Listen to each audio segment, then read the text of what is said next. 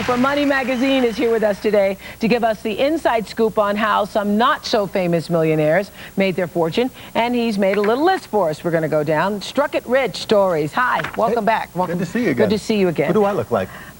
You don't look like me. Okay. Michelle Dell of Texas. No, Michael Dell. I'm sorry, Michael Dell. That's okay. It's late I shouldn't for be me. correcting you. It's your show. Michael Dell, everyone knows his computers, but people may not know his story. He was 13. He made $2,000 in a few months doing a mail-order stamp business. Then when he was 16, he bought his first BMW because he sold newspaper subscriptions, I think, for the Houston Chronicle. But it was when he got... I know this. I know. But when it was when he got to college that he really started making money, basically in his dorm room. He started selling computer parts from his dorm room, and then eventually he started a mail-order computer business. It worked out pretty well. He's now worth about $5 billion. Get out of town. That's terrific. The next story, I love this story. There was a woman in Texas, actually in Texas, not in Amarillo, but in the early 50s, she was a secretary. She was always making mistakes when she was typing. Oh, so I know she this story. figured out that she can do what house painters do. She poured white paint into a nail polish bottle and used to bring it to work and mark out her corrections. She originally called her company Mistake Out, then she switched it and called it Liquid Paper.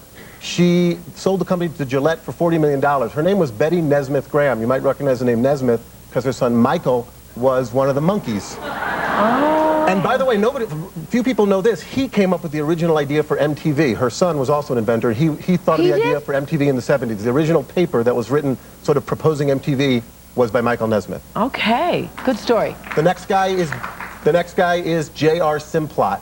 He made his money from French fries and chips, but it's a little bit of a trick. He was a potato farmer. He came up in the 50s, his scientist, with an idea for freeze-drying French fries, for freeze-drying potatoes, and he sold this idea to a company, or not sold it, but came to an agreement with a company called McDonald's, and basically made billions. He then gave money to a computer chip company called Micron Technology, sort of gave the seed money. So when I say chips, I actually mean computer chips. He's worth about $3 billion.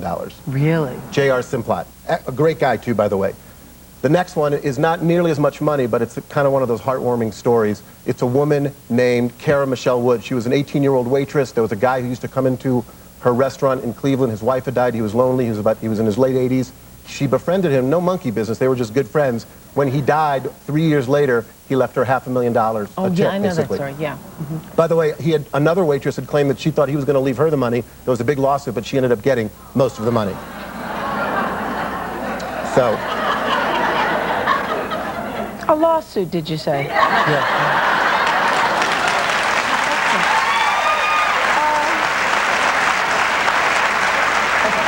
We'll be right back. Back in a moment. We're going to stop.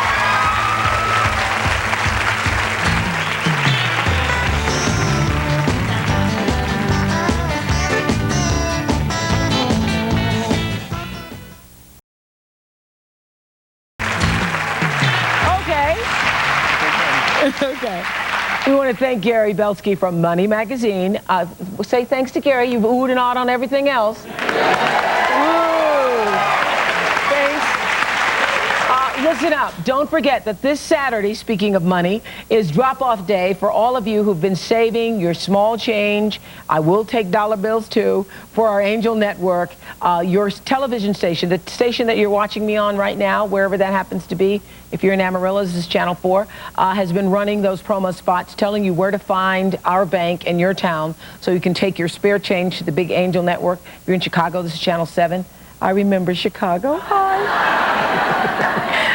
I'll be home one day. We're all going to be sending students in need to college.